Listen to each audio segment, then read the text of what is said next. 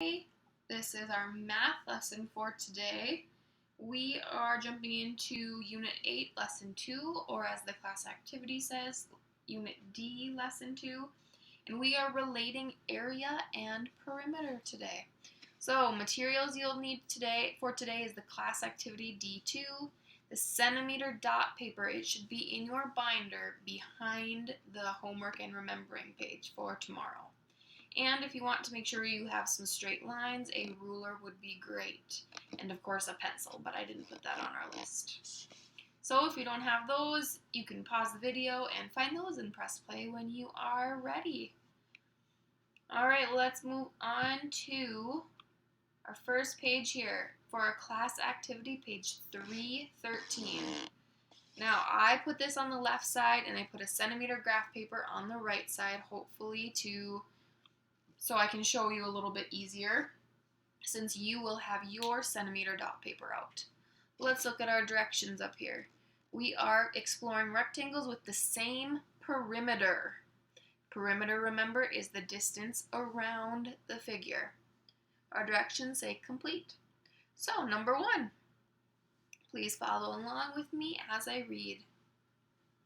On a centimeter dot array, draw all possible rectangles with a perimeter of 12 centimeters and sides whose lengths are whole centimeters. So that just means whole numbers like 1, 2, 3, 4, and so on. Label the lengths of 2 adjacent sides of each rectangle. So adjacent means the sides touching, and I have done one for us already. So I made a square here, and my sides are 3 centimeters long. I labeled it here, 3 centimeters on top, 3 centimeters on the side. These sides are adjacent. So I want you to pause and make this same rectangle exactly what I have over here and press play again. All right, now that you have your first rectangle drawn, we need to put that into our table over here. Okay, so here our table is labeled rectangles with perimeter of 12, and in the first column we have lengths of 2 adjacent sides. So we're just going to put our lengths here. We have 3 centimeters, because those are the lengths of our adjacent sides. If we hop down to number 2, it says find and label the area of each rectangle. In the table, record the lengths of the sides and the area of each rectangle. So we've already put our lengths in the table. Now we need to find our area. Remember, our area is just how many square units are inside of our figure. So if I draw the lines in here, ooh, these lines aren't very straight. So 1 square unit is right here, what I'm shading. So how many square units do we have inside this figure? Remember, if we have an exact square or rectangle, we can just multiply our units down and our units across. So 3 times 3 is 9. So I already put this in here, 9 square centimeters, because that is what we are measuring by. We're on a centimeter dot array. Okay, now that you have that filled in, let's think of another rectangle with a perimeter of 12 centimeters that might have a different area. Well, let's think here. If I'm going to take this here, I'm going to make another one, and my sides are 3 here, so on this next one, I'm going to make my width 2 centimeters. So remember, I need it to add up to 12. So I have 2 on top, 2 on bottom so far. So it'll be 4. And if we need to find out the sides of our rectangle, our perimeter is 12. We're going to subtract 4 since we already have 4 centimeters used. So 12 subtracted by 4 is 8, and we need 2 sides, so 8 divided by 2, 4. That means that our lengths are going to be 4 centimeters long, so I need to make it just a little bit longer, because I have 1, 2, 3, 4 down, 2 across. Let's label this here. Hopefully you're with me and I'm not going too fast. So 2 centimeters. And we have 4 going down. 1, 2, 3, 4. Let's check our work to make sure our perimeter adds up to 12 centimeters. We have 4 on each side. 4 plus 4 is 8. And we have 2 on top and bottom. 2 plus 2 is 4. We add them together. 8 plus 4 is 12. So let's go back to our table and we can insert our information here. Okay. So first of all, we need to put the lengths of our 2 adjacent sides. We've already labeled them. So we need to put these in here. We'll have 4 centimeters, whoops, semicolon, and 2 centimeters. If I try to find my area of this rectangle, what steps should you take to find the area? It is a rectangle, so we can just multiply our sides. 4 times 2, 8 square centimeters. All right. So what do you notice about the areas of our 2 rectangles that we've found so far? They're different, aren't they? But our perimeter is the same. Our perimeter is still 12 centimeters. But our area is different. So just because our figures have the same perimeters does not mean that they will have the same area. Let's jump down to our last one here and see if we can find one more. So we've had 3 by 3, we've had 2 by 4. What pattern do you notice here? I see that our width is decreasing by 1 centimeter and our height is increasing by 1 centimeter. So if we follow that pattern, our next figure should be 1 centimeter wide, 5 centimeters tall. Let's try it. Take the moment to draw this on your own paper. I'll try to go slow if you are not caught up, and if there's any time where you are not caught up, please feel free to pause the video. All right, so I have 1 centimeter wide. Let's see if I can label it here with my mouse pad. And then we have 5 centimeters tall or long. 1, 2, 3, 4, 5. Don't forget to label your figures, your rectangles.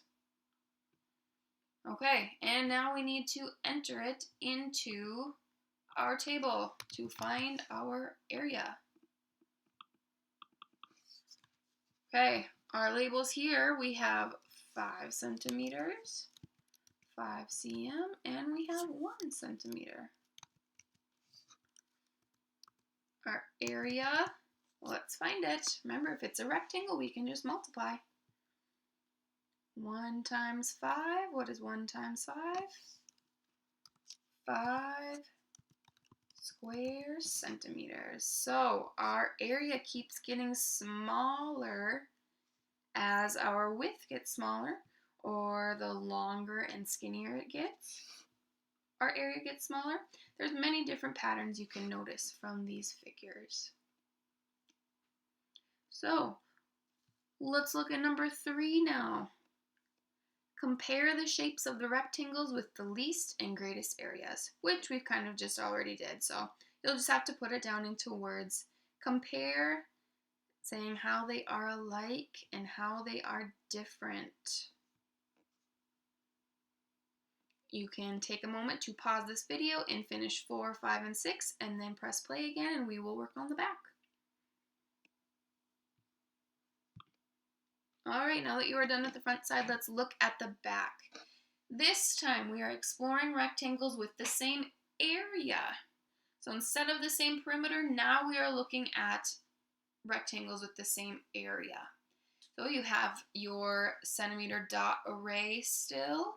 This time, let's find some space maybe at the right of the page. We did ours on the left over here, so maybe you want to go to the right. I have a new page on this one, but you'll have the same one. So let's get started. On number 7, on a centimeter dot array, draw all possible rectangles with an area of 12 square centimeters and sides whose lengths are whole centimeters. Label the lengths of 2 adjacent sides of each rectangle. So if we are looking for rectangles with an area of 12, what could we do here? Well, let's think about it. If we have an area of 12, how could we get 12? Well, what multiplies times each other to get 12? Well, let's think of our fact families. We have 12 and 1, so we could certainly try that out. I'm just going to copy and paste a figure here. So 12 and 1, I'm going to go across here. So I'm going to have 1 down and 12 across. Let's see if I have 12 here. 1, 2, 3, 4, 5, 6, 7, 8, 9, 10, 11, 12. Oh, just a little too long. Okay. There. And let's label it 1 centimeter times 12.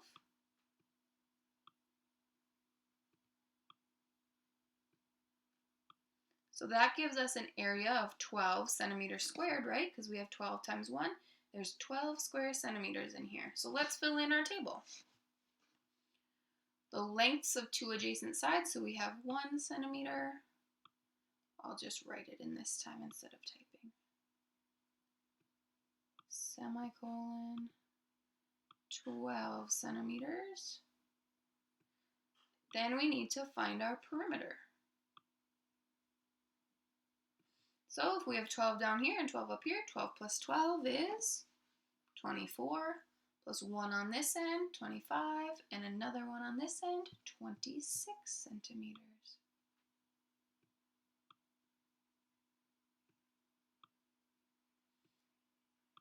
But now we have 2 more spaces here that we need to fill in.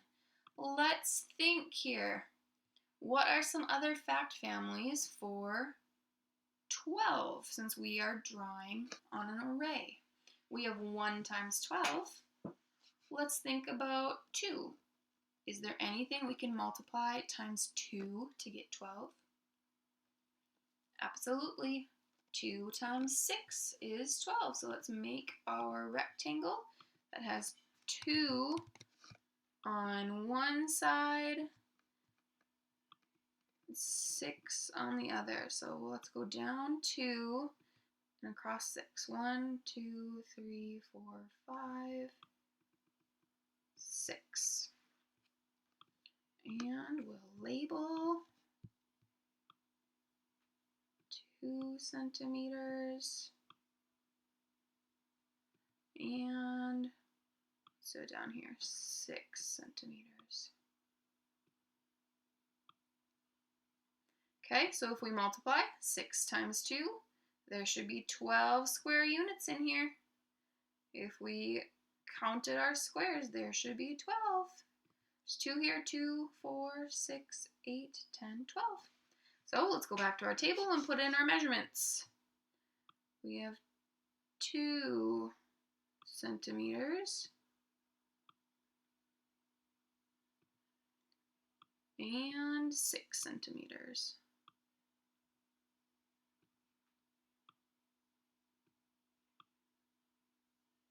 Let's find our perimeter. 6 and 6 is 12, plus 2 more. 12 plus 2 is 14. Plus 2 more, 16. 16 what? Centimeters. All right, so last box here. I'm going to let you do this on your own, and then you can finish the rest of the class activity. Remember, we are increasing or decreasing sides, and for area, we need to think of fact families. So what else could we think of that is multiplied times each other to get 12? We have 1 times 12, 2 times 6. Let's think about 3. Is there anything we can multiply times 3 to get 12? 4. Absolutely. 3 times 4 is 12. So you will make a rectangle that is 3 centimeters wide, 3 centimeters tall, 4 centimeters wide, okay? I'll do it quickly here to show you. 3 centimeters tall, 4 centimeters wide. And you can go ahead and label it. Oh boy, now this got all moved. You can go ahead and label it and fill in the table. Don't forget to do number 9 on here to compare the shapes. Tell me what's the same about them, how they're different, and finish out number 10, 11, and 12. Let's go back to our cover page here. Our assignment for today is to follow along with class activity, which hopefully you have been doing, and tomorrow's assignment, complete and submit homework in remembering 8-2. If you have any questions, please let me know.